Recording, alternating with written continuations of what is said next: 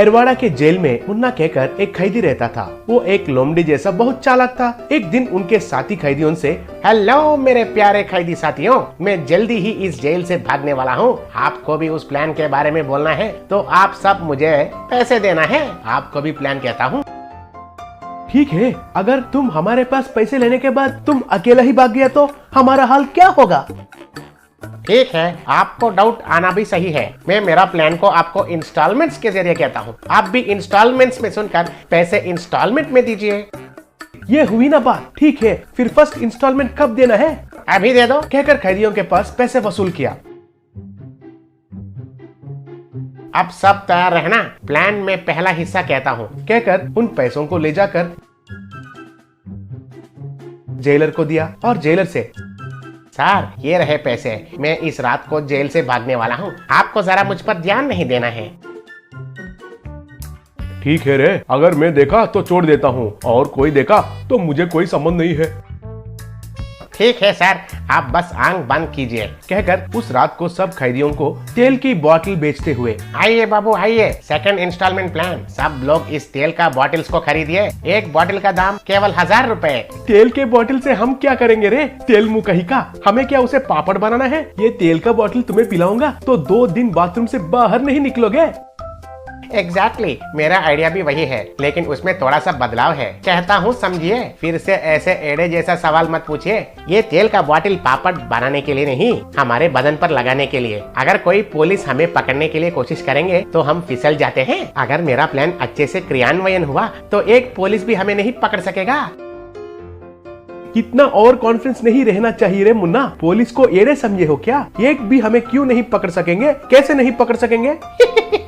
मैं पहले से ही बहुत पुलिस वालों को पैसे देकर खरीद लिया, फिर भी अगर वे हमें धोखा देंगे तो उसके लिए मेरे पास प्लान बी भी तैयार है। इस रात को हम पुलिस लोग खाने वाले बिरयानी में मोशन का दवाई मिला देंगे। वो बिरयानी खाकर एक पुलिस भी बाथरूम को छोड़कर बाहर नहीं निकलेगा। वही समय पर हम आराम से बाहर निकल सकते हैं।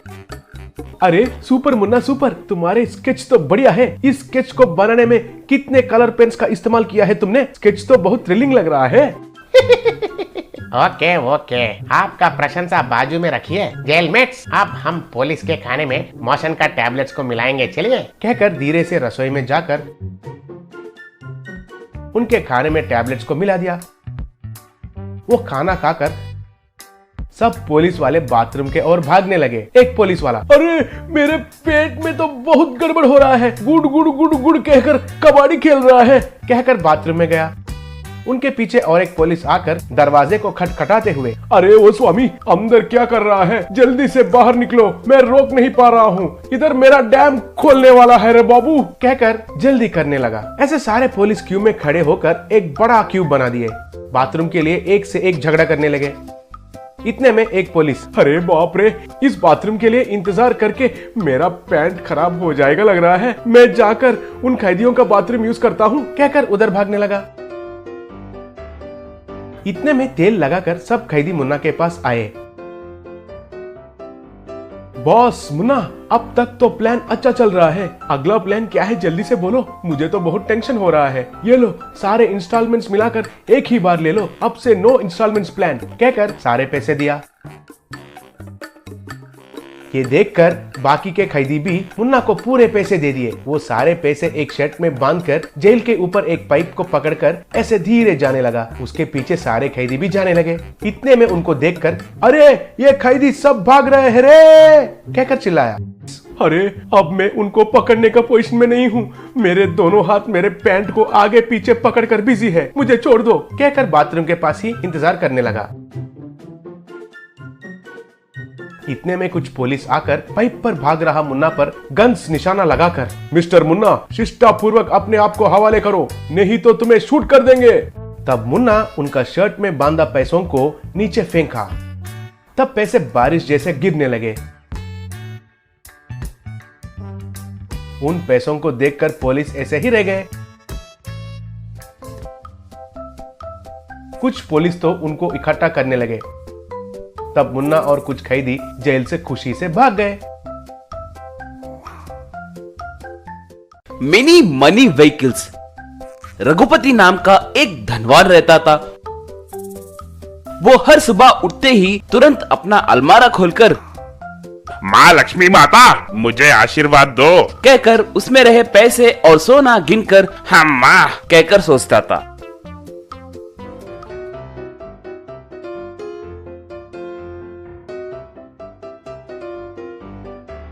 एक बार हरदम के जैसे ही रघुपति अलमारे में से पैसे गिनने लगा। तब उसकी पत्नी आकर, ओ जी, आप यूँ हरदम पैसों की गिनती क्यों करते हो जी? हर सुबह बिना उन पैसों को देके आपका दिन नहीं गुजरता क्या? कभी आपने मेरी खूबसूरत चेहरा देखा है क्या? सुबह सुबह तुम्हारा मुंह देखने से मुझे क्या मिलेगा री, मगर पैसों को देखूं तो मेरे दिल को तसल्ली मिलेगी। ऐसे आदतों की वजह से ही पिछली बार नौकर चोरी करने के लिए कोशिश किया था। हम खुशकिस्मत थे जो हमारे पैसे चोरी नहीं हुए। अगर गए होते तो हमारी स्थिति क्या होती थी, सोचा है क्या आपने?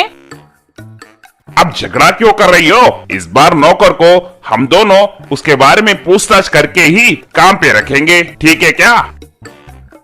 उसी गांव में बंटी नाम का एक मासूम व्यक्ति रहता था।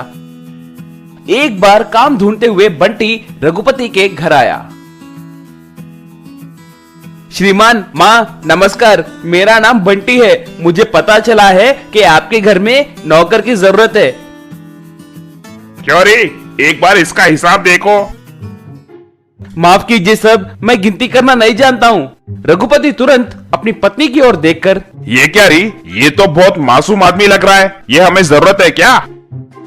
वाह, रुकिए जी, हम दोनों के पास काम करने के लिए यही सही है। वो नहीं री, ऐसे कुछ कहने ही वाला था। आप रुकिए जी, पिछली बार होशियार आदमी है कहकर उसे काम पे रखे थे। वो अपनी होशियारी चोरी करने में दिखाया है ना, हमारे लिए यही सही है जी। कहकर बंटी, कल से मालिक के साथ रहते हुए उनके कहे जैसे करो, कल से ही काम करने आ जाओ। ऐसे बंटी रघुपति के घर में काम पे लग गया। अगले दिन रघुपति हरदम के जैसे ही नींद से उठकर अलमारा खोलकर पैसे सोना गिनने लगा।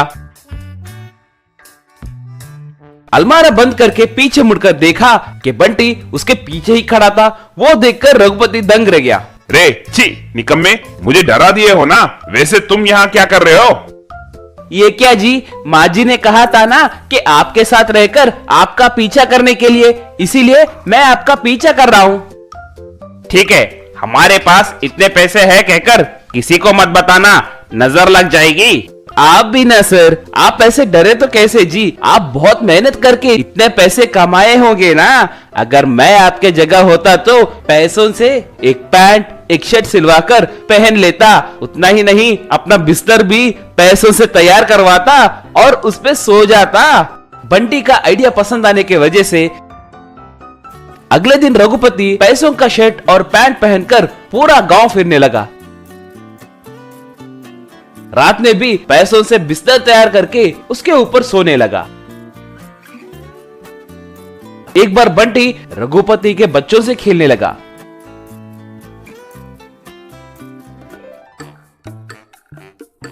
बंटी घर में रहे बेकार के कागज को लेकर नाव एरोप्लेन तैयार करके बच्चों को देने लगा और वो उनसे अच्छे से खेलने लगे। रे बंटी, पूरे पेपर्स खत्म हो गए हैं रे। अब कैसे? मुझे और खेलने का मन कर रहा है। मुझे और मिनी व्हीकल्स चाहिए। ठीक है, मैं देख कर आता हूँ।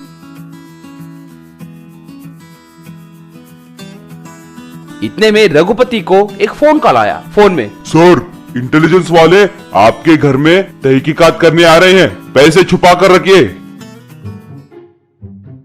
तुरंत रघुपति पैसों को एक बोरी में भरकर रे बंटी बंटी कहकर उसे बुलाया। बोलिए मालिक कहकर भागते हुए आया। रे, इस बोरी को लेकर तुरंत यहाँ से चले जाओ रे। इस बोरी में क्या है साहब? कुछ नहीं, बेकार के कागज है बस। पहले तुम यहाँ से जाओ। बंटी तब उस बोरी को लेकर उन बच्चों के पास आकर, टाटा, ये देखो मैं तुम्हारे लिए कितने कागज लाया हूँ। देखिए अब मैं इनसे कितने बोट्स तैयार करूंगा, कहकर बोरी में से पैसे निकालकर बोट, एरोप्लेन, कार जैसे मिनी व्हीकल्स तैयार करने लगा और बच्चा उनसे खेलने लगा। इतने में पुलिस वाले आकर रघुपति के घर में छानबीन करने लगे, मगर उन्हें कहीं भी पैसे नहीं मिलने के कारण सॉरी सर, शायद हमें किसी ने गलत जानकारी दिया है। आपको तकलीफ देने के लिए हमें माफ कीजिए, कहकर वहां से जाने ही वाला था कि तभी घर के बाहर बच्चों के मनी, कार, बोट, एरोप्लेन को देखकर एसआई, रे पैसों से ये सब किसने बनाया रे? मैंने ही तैयार किया है साहब। आपको पसंद आया क्या? और चाहिए क्या? मैं तैयार करके दूंगा साहब, कहकर बोरी में से पैसे निकाला। ऐसे को पूरी बात समझ में आ गई। ये तुम्हें किसने दिया रे? हमारे मालिक ने हमें